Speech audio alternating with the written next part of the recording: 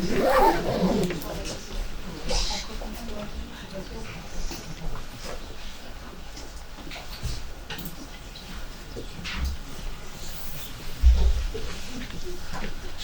à tous. Pour ceux qui ont assisté à l'atelier, à la conférence précédente, ça va être un format très différent là, puisque je vois que vous avez des stylos pour la plupart, ça tombe très très bien. Hein, vous allez peut-être mettre en pratique un petit peu. Hein, ce sera plus atelier que vos conférences. Donc, si on l'a vu, moi je suis rédactrice, c'est-à-dire que j'ai la joie d'avoir la feuille blanche toute la journée devant le nez. Et souvent je me dis, mais qu'est-ce que je vais pouvoir, comment je vais pouvoir la remplir cette feuille blanche. Et on y est tous confrontés puisqu'on a tous des besoins pour rédiger. Donc on se place dans le cadre d'écrit professionnel, c'est une notion assez large. Est-ce qu'il y en a qui, enfin, j'imagine que vous êtes tous amenés à écrire, est-ce qu'il y en a qui ont un travail plus particulièrement orienté sur le fait de produire des articles pour des journaux internes, pour des blogs, pour des choses comme ça? Il y en a? Oui, déjà. Donc il y a déjà des rédacteurs professionnels dans la salle? Non. Non, vous êtes pas d'accord. Alors, on est dans le cadre de la communication. Hein. Donc, qui dit communication dit la trilogie classique, c'est-à-dire un émetteur, nous, un message et une cible. Lorsqu'on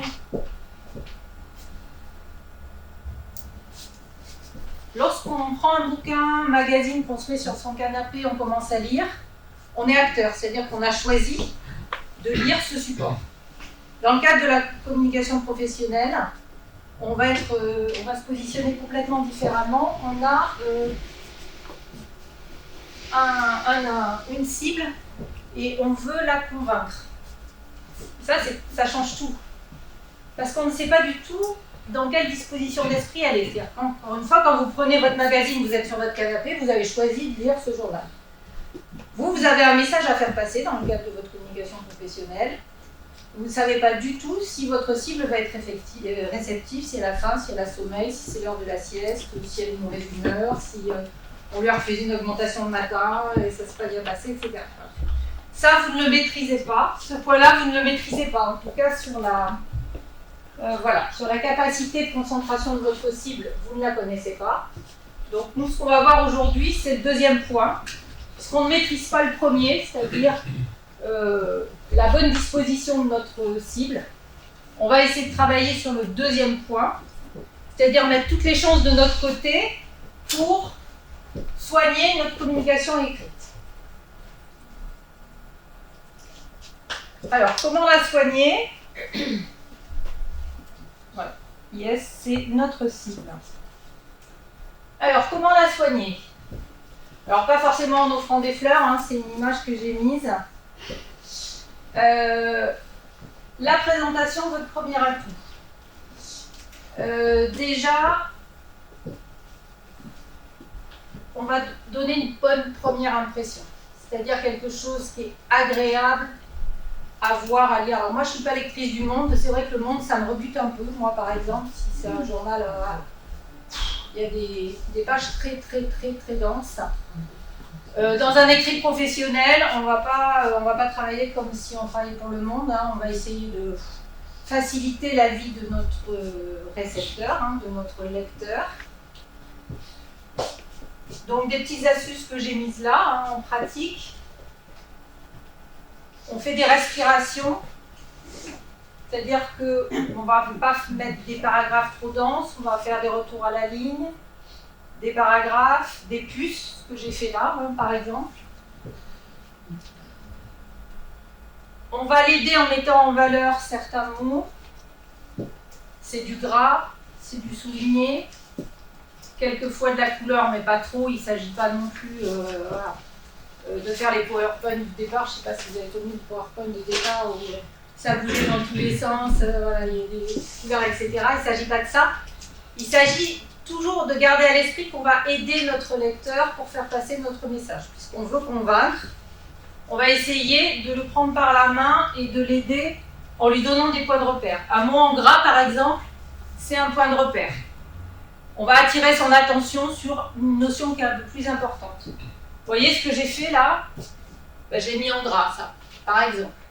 Donc j'ai hiérarchisé en fait, déjà j'ai fait un titre, j'ai hiérarchisé en mettant en gras, et après j'ai fait ce qu'on appelle une liste à puces, une énumération. C'est un des moyens. J'ai l'impression on a parlé tout à l'heure de l'orthographe. Je ne vais pas m'étendre dessus, mais ça reste quand même quelque chose d'important. Moi, j'interviens auprès d'étudiants en communication en première année. C'est une catastrophe. Et on a beau leur dire que c'est important, ils s'en fichent complètement. Voilà.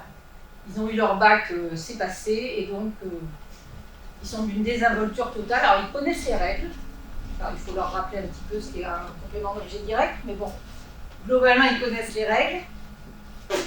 Ils vous disent oui, oui, madame, et après, la fois d'après, ils vous refont la faute. Voilà, c'est pas du tout important. Malgré tout, l'orthographe, je pense au mail professionnel, c'est l'image d'une entreprise. Il existe des correcteurs d'orthographe qui vous alertent, enfin c'est le minimum. Sur Outlook, vous avez un correcteur d'orthographe, sur Word, vous avez un correcteur d'orthographe qui vous souligne en bleu, en vert, en rouge, enfin bon. Vous avez quand même des alertes qui sont faciles à repérer. La moindre des choses, c'est d'en tenir compte et d'essayer de limiter la casse, quoi. Parce qu'il y a quand même encore beaucoup de gens pour qui c'est important. En France, on sait que l'orthographe est une notion importante pour les recruteurs aussi, pour les recrutés, chefs d'entreprise, etc. Donc, ça fait partie du soin qu'on apporte à son message pour ne pas rebuter son lecteur, pour y faire attention. Donc, mon conseil, c'est de passer le correcteur d'orthographe. Au niveau organisation, moi, quand je rédige, je n'envoie jamais le texte tout de suite. Ce que je conseille, c'est de prendre du recul sur ce qu'on a écrit. Et je vous assure que si vous le relisez même 1 heure après, même le lendemain, vous allez revenir dessus, vous allez corriger des petites choses. Oui, clairement, voilà. Donc, ça veut dire aussi qu'il vaut peut-être mieux ne pas se précipiter. Enfin, si possible, quand on a une rédaction vraiment stratégique à faire, c'est encore une fois, on se place dans le cadre où on a un message à faire passer qui est important. Essayez de ne pas le faire au moment où vous devez l'envoyer parce que là, vous allez être obligé de l'envoyer tout de suite. Essayez d'anticiper parce que on est trop dedans. Moi aussi, enfin moi je fais ça toute la journée, hein. Je rédige toute la journée. Je fais très attention à l'orthographe, je fais très attention à la syntaxe, je fais très attention aux répétitions, c'est quelque chose qu'on oublie. Les répétitions, c'est très dommage, on a du vocabulaire à notre disposition. Moi, les verbes permettre et gérer, j'en peux plus, quoi. On les voit partout, franchement. Et on les utilise tous, toutes les 2 phrases. C'est dommage pour le lecteur, parce qu'on a peu de mots pour convaincre, puisqu'on est là pour convaincre, alors qu'on a du vocabulaire à notre disposition. Donc faisons attention aussi, par exemple, aux répétitions. Mais ça, très franchement, les répétitions, on les voit après, on ne les voit pas sur le moment. On est aveuglé, hein. Voilà. Quand on a réussi à rédiger, c'est pas facile de rédiger. Quand on a réussi à rédiger, à mettre en forme, à faire passer son truc, on est content, on ferme. Voilà. On relit le lendemain et déjà, on verra des choses qu'on ne voit plus sur le moment. Et dernier point, alors je vous ai parlé des répétitions, je vous ai parlé de l'orthographe, de la mise en page. Attention à la longueur des phrases. Alors, en communication, on estime qu'une phrase moyenne doit tourner autour de 15 mots. Et je peux vous dire que c'est très peu. Alors, un mot, ça peut être A, ou D, ou le, etc. Ça, c'est un mot. 15 mots, c'est très court. Après, on estime qu'au-delà d'une vingtaine de mots, on a beaucoup plus de chances de perdre son lecteur. Ce qui est dommage. On a une idée du temps, enfin, de la lecture du paragraphe minimum que quelqu'un voudrait lire, quoi. Mais est-ce que non, ça dépend du message C'est-à-dire le temps de lecture, vous voulez dire? Non, c'est-à-dire qu'est-ce que la personne, est-ce qu'on a une étude sur les personnes vont lire un mail à partir du moment où il ne dépasse pas X. Non, alors en tout cas, je ne sais pas si ça existe. Nous, on avait fait des tests sur des textes en interne. En fait, réponse de Normand, ça dépend, c'est contextuel. Il y a des contextes où on est capable de lire beaucoup et des contextes où on va surréagir sur la longueur. Comme tu disais, on ne peut pas savoir. Commercialement, ça veut dire ça. Ça, là, on parle de mails commerciaux en fait. Il faut approcher le Oui, mais enfin, moi je me place plus largement dans le cadre de la communication. Encore une fois, on a un message à faire passer. C'est dommage de perdre son lecteur parce qu'on a fait une phrase trop longue. Hein? Alors, je ne sais pas si certains d'entre vous utilisent WordPress, qui est un CMS très utilisé pour les blogs. Dans WordPress, il y a un plugin qui s'appelle Yoast qui améliore le référencement naturel de ce qu'on écrit. Moi, à chaque article, je me fais retoquer par Yoast. Je ne suis pas amie avec Yoast. Il ne faut pas tenir compte des indications de Yoast. Hein? Elles sont pas. Oui, mais. Je sais pas les retours que tu as, Google, mais Yoast n'est pas du tout pertinent. Voilà, mais par exemple, Yoast me retoque à chaque fois sur la longueur de mes phrases. Pourquoi? Oui. Parce que mes phrases, elles sont longues au niveau syntaxique, sauf que je mets beaucoup de 2 points et j'énumère. Sauf que c'est de la même phrase. Donc mes phrases, j'estime qu'elles sont dynamiques, elles sont construites pour être dynamiques, mais le fait d'ouvrir 2 points et de faire une énumération après, pour lui, c'est une phrase qui est trop longue. Voilà. Et donc régulièrement, il me dit que je fais des phrases trop longues. Et très franchement, c'est vrai que c'est parfois compliqué de faire des phrases autour de 15 mots. Très franchement, 15 mots, ça va très vite. Alors justement, vous avez vos stylos. Je vous propose cette phrase qui est très longue, qui doit avoir plus de 30 mots.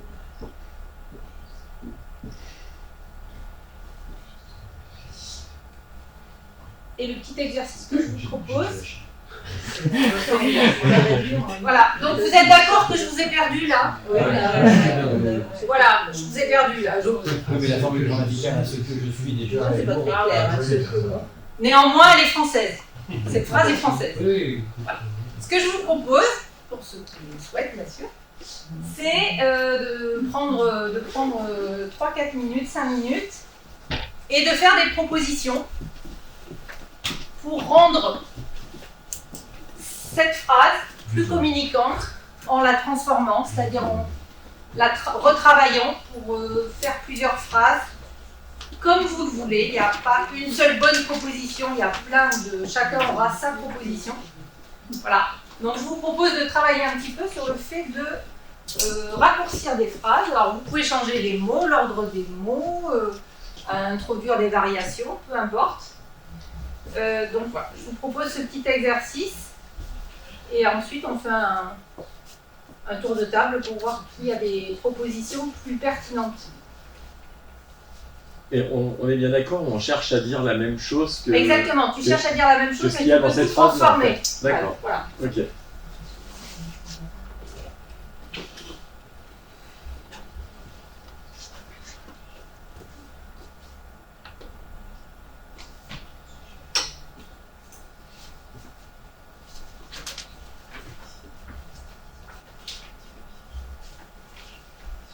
Il y a 39 mots.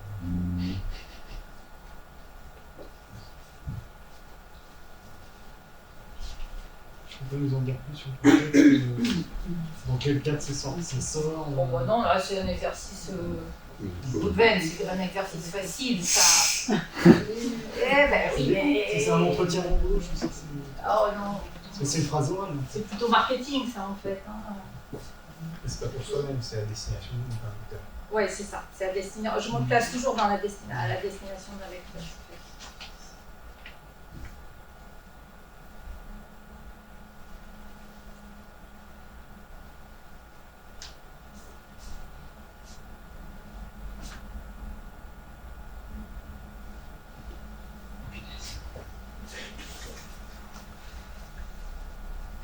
faut des jours.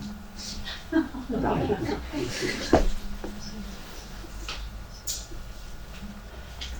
crois que je vais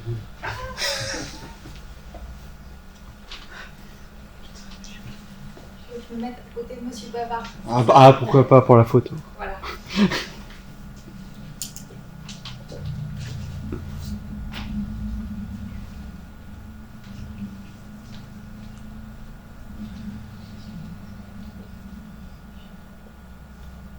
De toute façon, à partir du moment où on a un message à faire passer, on a intérêt à être dynamique, percutant, donc la phrase est plutôt adaptée à ce genre de choses.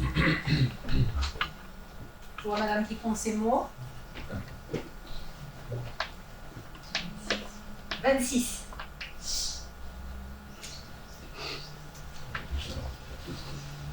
Ah oui, vous pouvez faire évidemment plusieurs phrases. Il ne s'agit pas de faire une seule phrase. Ah ben non. J'ai dit vous transformez comme vous voulez. C'est ça l'exercice, c'est de transformer en fait. Donc,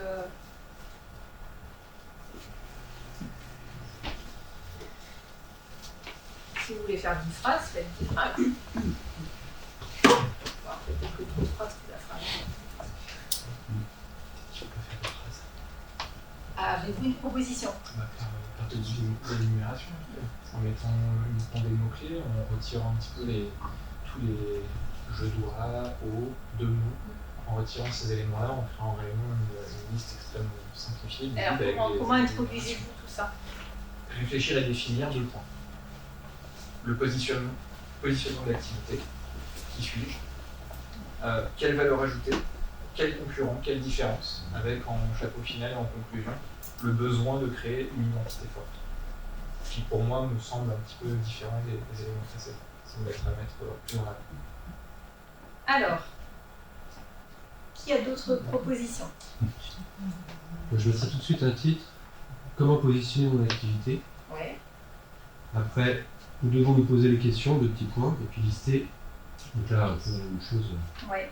La valeur ajoutée de mon produit, j'ai un peu remis. Ouais. Ce que nous sommes, qui sont nos concurrents, comment je me différencie. Et après, à la ligne, avec une sorte de flèche de déduction, de conclusion, créer une identité forte. D'accord. Très bien. Ouais, moi j'ai différencié 2 parties, une partie un peu plus réflexion intérieure et réflexion extérieure. Donc réfléchir au positionnement de mon activité, d'une part définir ce que je suis et ce que mon produit apporte comme valeur ajoutée, et d'autre part, d'autre part, qui sont mes concurrents et comment je les différencie. Boulven, est-ce que tu avais marqué? Qu'avais-tu marqué là? Moi, j'ai mis mon objectif est de mieux positionner mon activité et de connaître mes concurrents. J'ai mieux fait l'articulation. Quel est mon produit, quelle est son identité et surtout sa valeur ajoutée. Ça fonctionne, hein? On a fait l'articulation. Ouais. Vous aviez fait quelque chose? Oui. J'ai écrit qu'avant de m'arrêter, je réfléchis à. Donc je liste le positionnement de mon activité, ce que je suis, valeur ajoutée, mes concurrents, le pouvoir fort. Donc l'énumération. D'accord. Y a-t-il d'autres Oui, alors je ne l'ai pas noté, je l'ai plus ou moins fait. C'est parti plutôt sur différentes phrases. C'est pareil, les 2 mêmes parties, plus ou moins. Et en démarrant pareil, je dois réfléchir à mon activité, ce que je suis, la valeur ajoutée de mon produit, mais également à mes concurrents, comment me différencier d'eux avec une identité forte. Je ne sais pas exactement ce que j'avais en tête, mais c'était quelque chose comme ça. D'accord. Après, on peut aussi tout faire en question directe en fait. Moi j'ai tout transformé en 4 questions. Direct. Voilà. Alors, c'est là où je voulais en venir. Ça n'est pas la solution, mais c'est une solution qui est très utile en communication. C'est la forme interrogative. J'ai pas très Alors, si vous vous souvenez, voilà. Vous voyez, moi j'ai commencé comme ça. J'ai commencé par une question, ça n'était pas un hasard. C'est que c'est une forme qui est interpellante. Je ne dis pas qu'il faut l'utiliser à chaque fois, ça lasserait, mais elle est très très très pratique. Donc effectivement, l'un des moyens de transformer cette phrase longue est d'introduire des interrogations. Alors peut-être que là, il y en a un petit peu trop. Vous avez mixé, mais la plupart d'entre vous l'ont quand même introduit.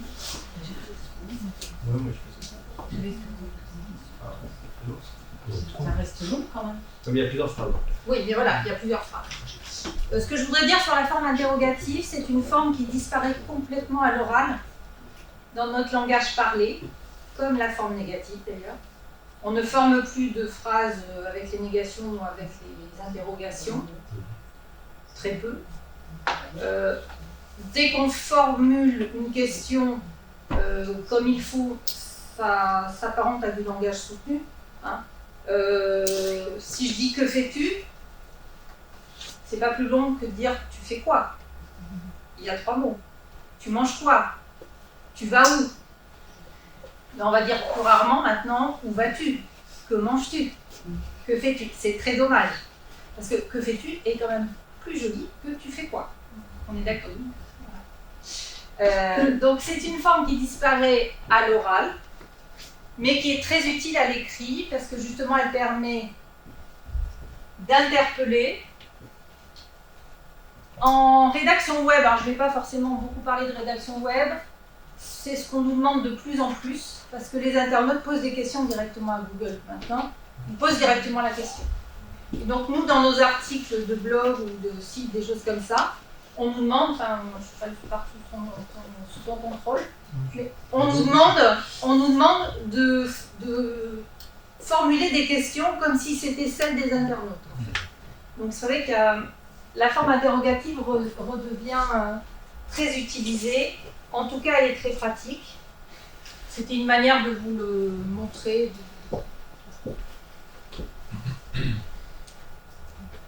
Alors, mon harpon. Mon harpon, c'est le titre. Mon conseil, c'est de mettre un titre. C'est ce que j'ai fait dans mes slides à chaque fois. J'ai mis un titre. Dès que vous avez un écrit, je vous conseille de mettre un titre. Ce sont des techniques de journalistique, hein, tout simplement, mais qui sont très utiles. Parce qu'un titre, ça permet tout de suite de donner envie. Ça doit donner envie de lire tout de suite. Moi, j'appelle ça le hameçon. C'est pour ça que j'ai dit harponner, hameçonner. Hein. C'est une manière d'aller capter l'attention de votre lecteur. Une page web a 2 fois moins de chances d'être lue si elle n'a pas de titre. Donc déjà, vous voyez. Donc, parce que sur le web, on a en plus 2 secondes pour convaincre. On a à peu près 2 secondes pour que l'internaute passe sur la page. Donc autant vous dire que le titre doit être particulièrement soigné, informatif, attractif. Hein, il doit donner envie, mais il doit aussi dire de quoi on va parler. Donc il doit informer et attirer. C'est parfois compliqué un titre. On n'est pas obligé, quand on rédige, de commencer par trouver le titre. Ça, c'est chacun sa méthode. Moi, je sais que si j'ai pas mon titre, j'arrive pas à démarrer. Mais il y a des gens qui rédigent leur titre à la fin. C'est-à-dire qu'une fois qu'ils ont rédigé leur écrit, c'est votre cas? Ouais. Voilà, vous préférez rédiger votre titre à la fin. Très bien. Voilà. Moi, c'est mon point de départ. Je sais que ça va lancer mon écrit. Mais encore une fois, il n'y a pas de bonne méthode. Hein. Dans les emails, tu es un peu obligé, c'est vrai que tu as le titre de l'objet. Alors ça, dans les emails, le titre de l'objet, c'est primordial. Mais là aussi, il peut se rédiger à la fin. Enfin, on n'est pas obligé de le rédiger au début. Ah, mais j'aime bien aussi l'écrire au début parce que ça me... Chacun sa méthode, parce que comme il doit aussi dire de quoi on va parler et donner la teneur principale de l'écrit, peut-être qu'une fois qu'on l'a écrit, on a les idées plus claires sur vraiment le message principal. C'est-à-dire le point fort qu'on doit faire ressortir. Hein, parce que c'est vraiment ça le titre. C'est ce qui donne le là, en fait, surtout. Hein. Voilà. Alors les titres, ça dépend ce qu'on a à écrire. Hein. Ça peut être, on peut s'autoriser des jeux de mots, on peut s'autoriser des clins d'œil, ça dépend ce qu'on a à écrire. Selon les cibles, on évite les initiales si elles ne sont pas connues. Évidemment, si on parle de l'UNESCO, de l'OTAN, ça va aller. Si c'est vraiment des initiales que personne ne connaît, on va essayer d'éviter de les développer entre parenthèses dans un titre. Enfin, encore une fois, on est là pour faciliter la vie du lecteur. Donc on va éviter tout ce qui peut accrocher. Enfin, tout ce qui peut accrocher dans le mauvais sens du terme. Voilà. On peut donner des chiffres, si c'est effectivement, comme je disais tout à l'heure, 50% de réduction, peut-être qu'effectivement dans l'objet du mail, 50% de réduction, ça marche. Voilà, c'est ça. Ou 2 fois plus de chances de réussir, etc. Donc pourquoi pas. Si vous faites des jeux de mots, il faut être sûr que tout le monde les comprenne.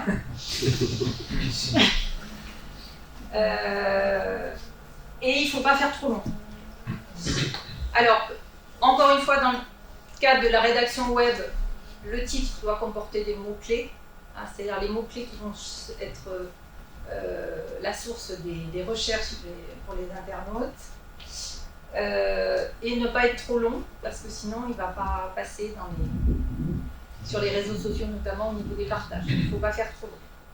Donc le titre, c'est vraiment une donnée essentielle qu'il faut soigner, qui n'est pas si facile à réussir. Moi, je ne suis pas très bonne dans les titres, en fait. Souvent, je travaille avec des agences de communication qui retravaillent mes titres. C'est pas mon point fort, parce qu'il peut y avoir aussi un état d'esprit, jeu de mots, etc., particulier. Bon, voilà. Mais c'est en tout cas un exercice essentiel. C'est l'idée qui est le roi du... Libération, c'est le roi du titre. C'est incroyable. C'est très fort. Le canard enchaîné aussi, non?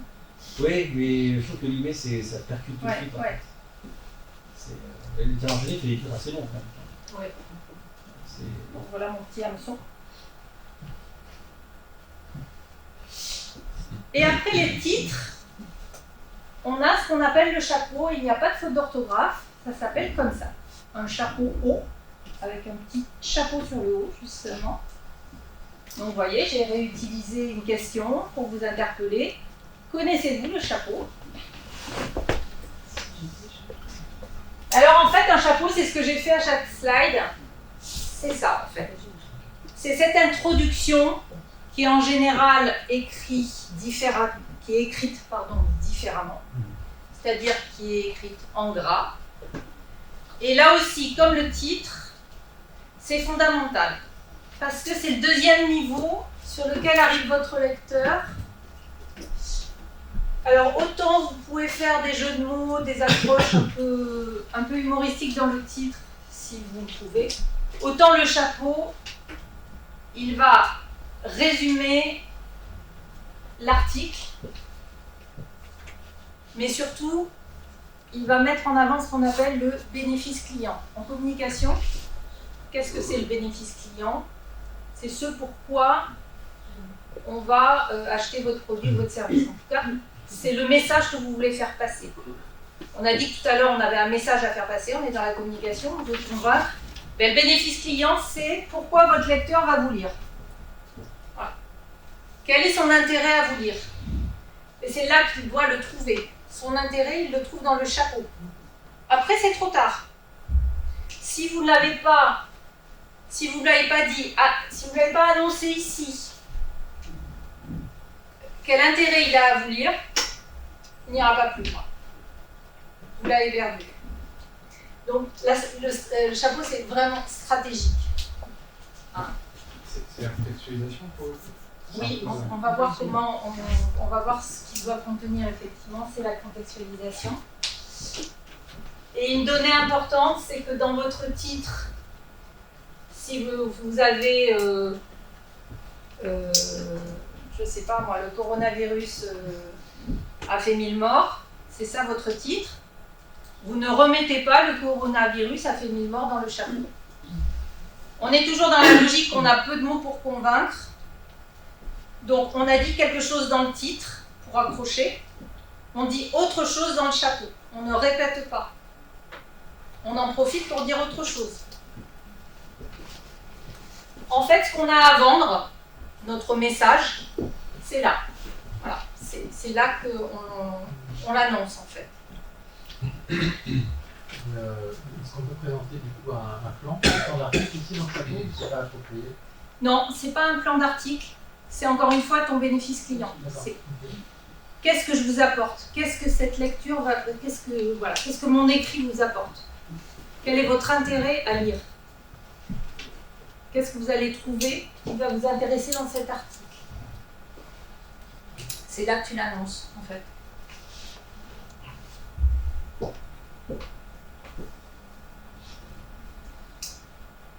Alors, il y a une technique journalistique très efficace qui s'appelle les 5 W. Quelqu'un en avait-il entendu parler? Voilà. Les 5 W, évidemment, c'est une notion anglo-saxonne, hein, parce qu'on n'a pas 5 pronoms interrogatifs en France qui commencent par W. Mais on peut facilement les traduire. Donc ça, c'est une technique qui permet de se repérer un petit peu dans les éléments contextuels qu'on a mis dans le chapeau. Alors très franchement, moi je mets jamais les 5. Hein. Parce que si je commence à me dire when, what, où, machin, etc., ça va faire beaucoup. Mais déjà, si vous n'en avez aucun, bah, c'est mauvais signe. Si vous en avez 2, 3, c'est bien. Donc ça permet de vérifier un petit peu que vous avez bien annoncé en fait à votre lecteur, vous lui avez donné des repères. Alors, à vous de déterminer les repères qui sont les plus importants. Est-ce que c'est la date? Est-ce que c'est la population que cela concerne? Est-ce que c'est le lieu? Fabrice parlait de géolocalisation tout à l'heure. Peut-être que si c'est une information qui concerne les Niortais, peut-être qu'il sera important de dire Niort ou etc. Voilà, ou la région. Bon, ça c'est en fonction du message. Hein. Où on en a parlé, pourquoi, etc. Donc ça c'est un repère, un balisage qui permet de se repérer un petit peu. Ça me fait penser que quand il y a des gens qui passent des offres d'emploi ou qui cherchent des emplois, de dire où est-ce qu'ils cherchent, c'est vachement bien. C'est complètement décorrélé. Je pensais que sur les job boards, c'était une notion essentielle en fait. On devait la remplir, quand enfin la tu le fais par renseigner. LinkedIn, ou par, tu vois, ça fait sur LinkedIn, il faut que tu te rends compte que les gens ils postent, ils ne contextualisent pas du tout en fait. Oui. L'endroit où ça peut être, oui. Pourquoi on leur propose pas parce que... Absolument. Alors encore une fois, moi je mets pas, je vous montrerai des exemples tout à l'heure, je mets pas du tout les 5, enfin, c'est beaucoup trop. C'est énorme. Mais je vous ai apporté un exemple d'un article que j'ai vu passer hier.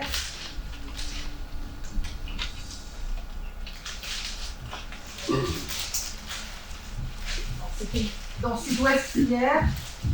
Alors vous voyez déjà le titre, l'Inde chasse-t-elle ses musulmans? Donc déjà c'est une question, c'est pas mal. En chapeau, au sud de Delhi, la capitale indienne, ils sont une soixantaine d'irréductibles. Donc où? Au sud de Delhi. Qui? Ils sont une soixantaine d'irréductibles, assiégés sur l'avenue contre la loi. Donc pourquoi? Contre la loi sur la citoyenneté indienne, etc. Donc je dirais qu'il y en a 3 là. Hein, voilà. La population, le moment, le lieu. Et pourquoi? Il y en a peut-être même 4. D'accord?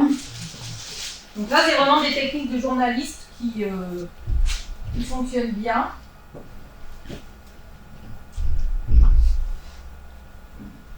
Et dernier point, j'ai mis, prenez votre lecteur par la main, aidez-le. Donc on a vu quand même qu'on allait l'aider avec une présentation soignée, de l'orthographe, faire attention aux répétitions, aérer, faire des paragraphes, des listes à puces variées, etc. La longueur de phrase, le titre, le chapeau. Et ensuite, c'est ce que j'ai appelé des niveaux de lecture. Pourquoi? Parce que on a tous une lecture en Z. Si je vous remonte cette page, je suis absolument certaine que personne ne va lire ça, comme ça, dans cet ordre-là. Au départ, ce qu'on va faire, c'est qu'on va balayer la page. Notre œil va être attiré par le titre, on l'a dit, c'est primordial. Probablement la photo avec la légende. Et ensuite, il y a ces petits éléments qui sont des intertitres. qui sont mis en gras au début de paragraphe. Et ça, c'est très, très utile dans les écrits. Donc les intertitres, pourquoi sont-ils utiles? Parce qu'ils vont relancer l'attention. C'est-à-dire qu'on a tous... Voilà, on n'a pas forcément notre attention qui est focalisée très longtemps. Donc quand je dis aidez votre lecteur, prenez-le par la main, c'est que le petit intertitre, il est là pour, allez, petit coup de fouet. Donc il doit être aussi accrocheur. Un intertitre qui dirait, je sais pas moi, soleil aujourd'hui, bon, vous voyez, ou, lutter contre le virus, bon. Alors qu'un intertitre qui dirait, voilà.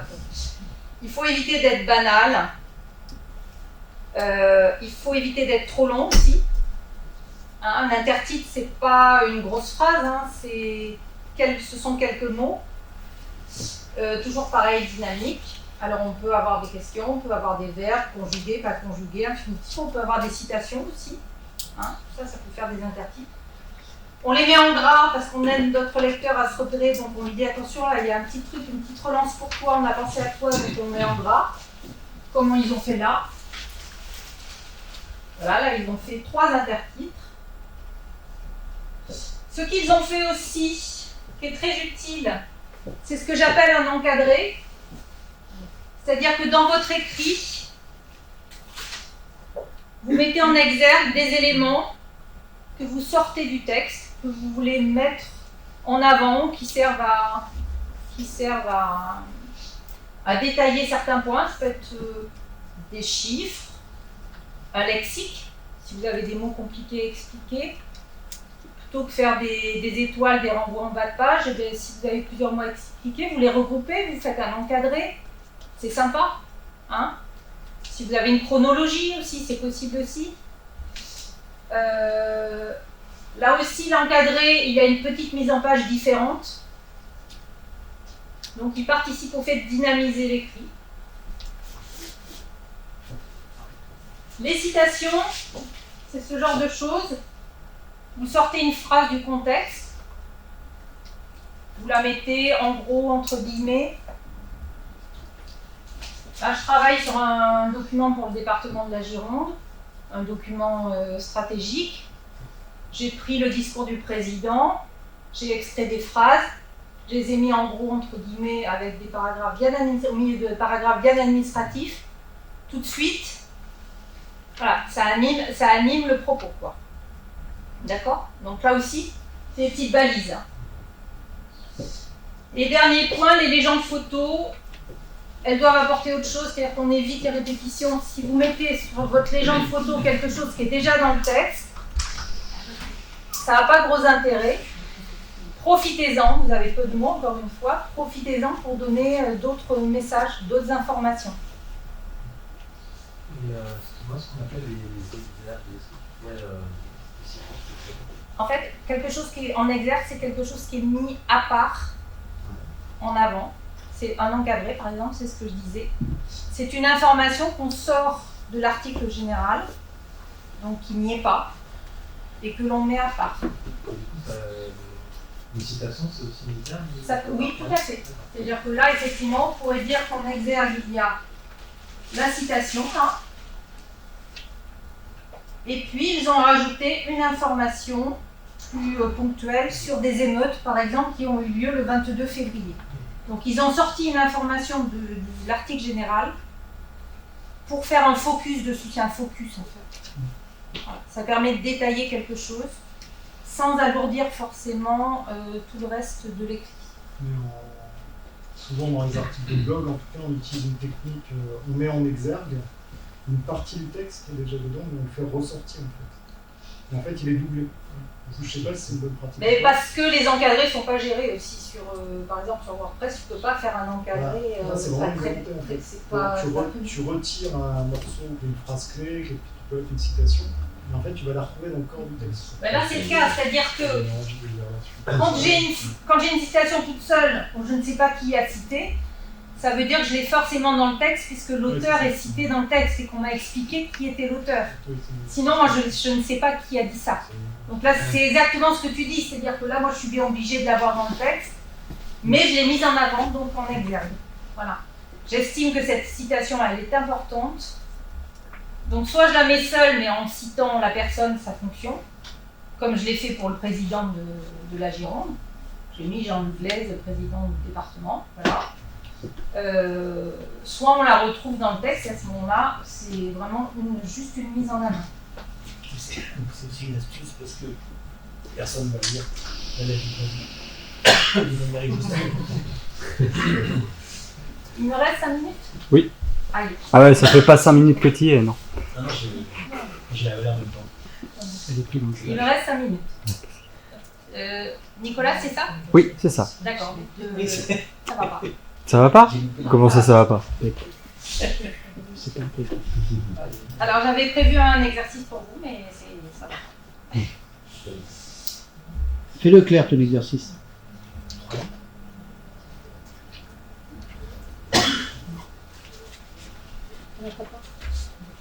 Alors, j'ai mis 3 exemples d'articles. Alors ça, c'est mon site. Un titre. Alors là, je suis dans le cadre de la rédaction web. Donc j'ai en plus une logique de mots-clés que je dois absolument retrouver dans mon article. Si c'est le cas, si vous écrivez pour un journal interne, par exemple, une newsletter, etc., c'est important. Moi, mon mot-clé, c'était blog. Donc forcément, je l'ai casé. Donc avec une question et un point d'exclamation. Un chapeau. Alors un chapeau avec mes W. Depuis quelques mois, c'est When. Hein. Je rencontre des entreprises dans tous les domaines d'activité, c'est qui ont un problème, le pourquoi. Donc j'ai à peu près 3 W. Voilà. Et ensuite, si je descends, donc après mon chapeau, intertitre. Alors là, c'est un lien, mais j'ai aussi des mots en gras, c'est ce que je vous ai mis. J'ai des listes à puces, j'ai des sauts de page, intertitre, mots en gras. Voilà, hop. Et là aussi, on le voit, hein, intertitre. Moi, j'en mets beaucoup d'intertitres. Ça vaut le coup de fractionner ces paragraphes, en fait. Beaucoup sur le web. Beaucoup sur le web, ouais. Pour les mots-clés. Bah, de toute Pour les façon. intertitres et les mots-clés pour le référencement. Oui, c'est important. Pour la lecture, c'est tout. Hein? Plutôt l'exercice. Combien de temps il me reste? Ouais, alors, bon, exercice. Je ne sais pas combien vous êtes. On va faire à 2. Faites-le à 2, c'est très bien. Il y en a qui ont envie de le faire à 2. Donc c'est un exercice inversé, vous avez un article, j'ai enlevé les titres, le titre, le chapeau et les intertitres. Hop. Faites passer les arrières. Et donc ce que je vous propose, on n'aurait pas fait tout le monde, je crois. Les agiliens, attendez, on va peut-être voilà, privilégier les non-agiliens. Tenez. La 2.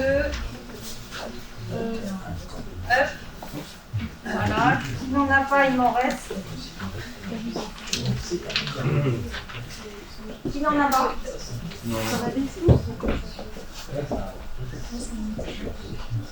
Donc il faut trouver un titre, un chapeau et des intertitres.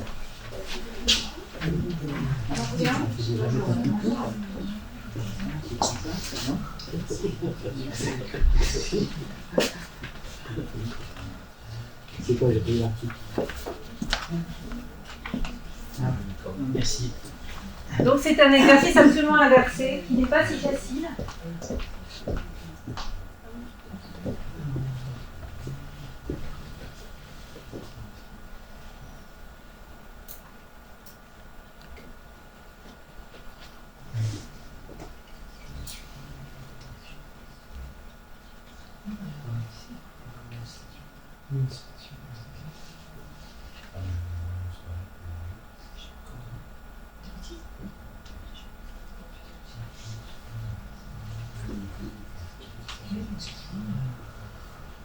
Non, Fabrice. Il est pas... Non. Oui. Il dit rien en fait. Quelle est sa problématique? Qu'est-ce qu'il amène? Qu'est-ce qu'il a comme... Pourquoi il est singulier? C'est ça le titre en fait. Oui, on raconte avec l'audace. Je suis en train de dire, j'ai pas suivi, en fait, pour les coups, en fait. Et oui, la formule, ce n'est pas des godasses, des godasses.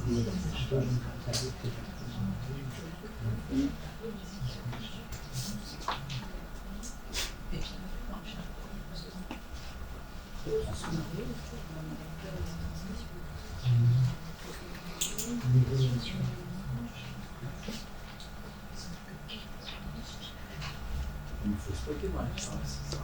Pas forcément. Non, ce qu'il faut exploiter, c'est le contexte. C'est ce que dit l'article. Moi, si tu me dis Mario Soares, c'est dans l'article, je pense que c'est plat. Voilà, c'est le contexte. Vous voulez une feuille?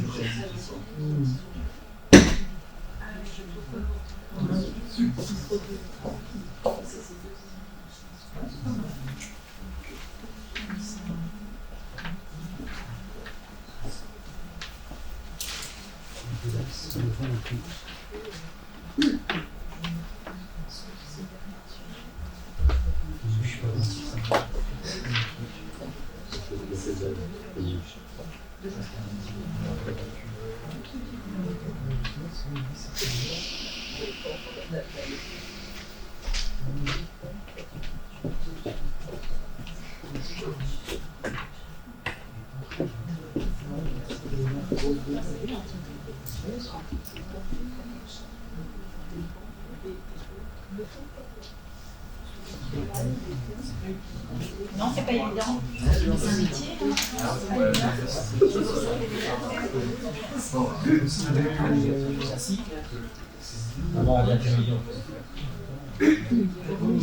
Oui, mais c'est la dernière réunion des mois, donc il faut en profiter. Là, on bosse, on est bien, on sent on est bien.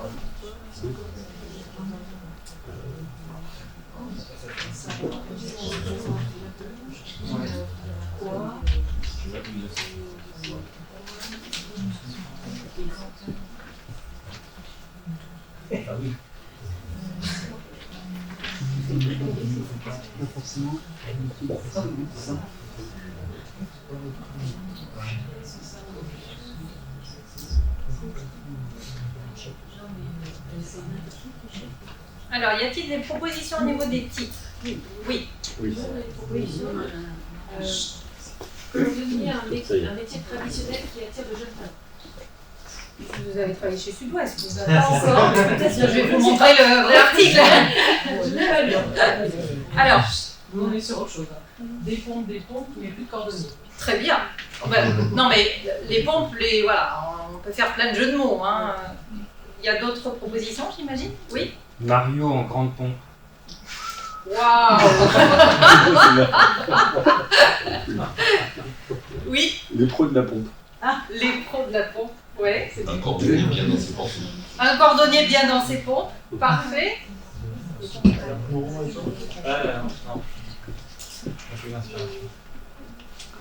Oui. Cordonnier, une activité créative qui se renouvelle sans cesse avec plein de pompes à réparer. Alors non, alors ton titre là, c'est un chapeau, mais c'est pas un titre en fait. C'est un article en fait. Oh non, en fait non, c'est voilà, C'est un chapeau là que vous appelez, c'est pas un film. Y a-t-il d'autres alors non. finalement Oui. Non. Fabrice, veux-tu nous dire quel est le titre auquel tu avais pensé au début? Non, nul. Mario Suarez, virgule cordonnier. Je dis, bah non. Tu n'as pas écouté ce que j'ai dit. Le hameçon. Alors pourquoi? Parce que Mario Suarez est connu. Oui, bien sûr. Oui, c'est ça. Moi pas, moi non plus. Y a-t-il d'autres propositions? C'était nul. Cordonnier métier d'avenir pendant ton dos. Ben voilà, c'est exactement ce qu'a mis Sud-Ouest. Le kiff de la godasse. Alors, cordonnier, un vieux métier plein d'avenir. Donc ça correspond voilà, tout à fait à ce que vous avez dit. Mais on peut trouver mieux, hein. Enfin, on peut trouver mieux ou autre chose que Sud-Ouest. Hein? Ben non. Parce que en plus avec Godasse, bien dans ses pompes, bien dans ses godasses, ça marche. Enfin, on peut trouver plein de jeux de mots, quoi. Vous voyez? Donc, je trouvais que l'exemple de Fabrice était intéressant parce que pour montrer que justement le titre.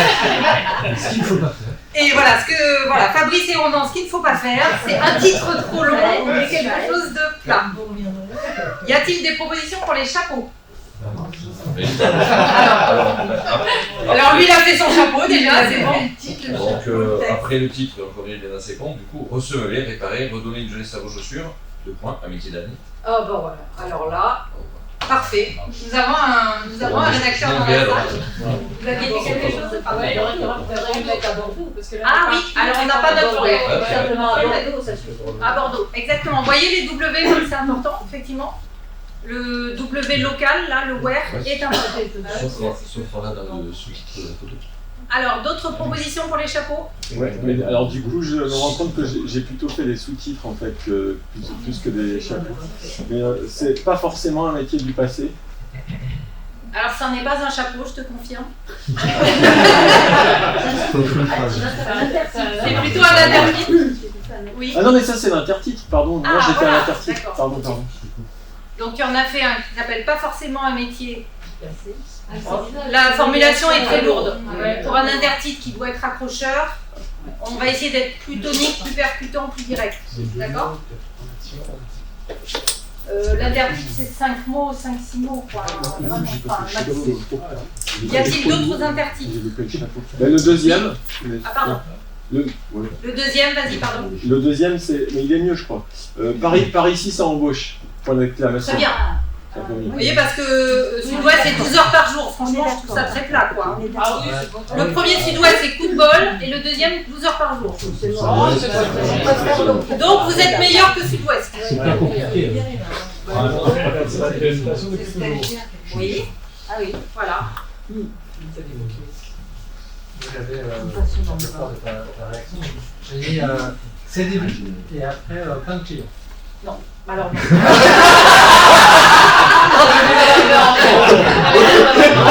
Alors chacun son métier, mais bon, on n'est pas rédacteur. Il y a plus de promesses ici, je dirais. Bien tenté, c'est bien tenté, mais non. Y a-t-il d'autres propositions sur les intertitres? Au risque de laisser ma réputation naissante. Alors le premier, un métier passion, point de suspension. oui, ça rejoint. Voilà. Et le deuxième, moins de cordonniers, plus de travail. Par exemple. Ouais, c'est bien. J'ai pas eu à rejouer. Et franchement, Sud-Ouest, coup de bol, 12 heures par jour, voilà, c'était. N'était pas non plus très inspiré, donc on était tout le temps. Je vous remercie de votre attention.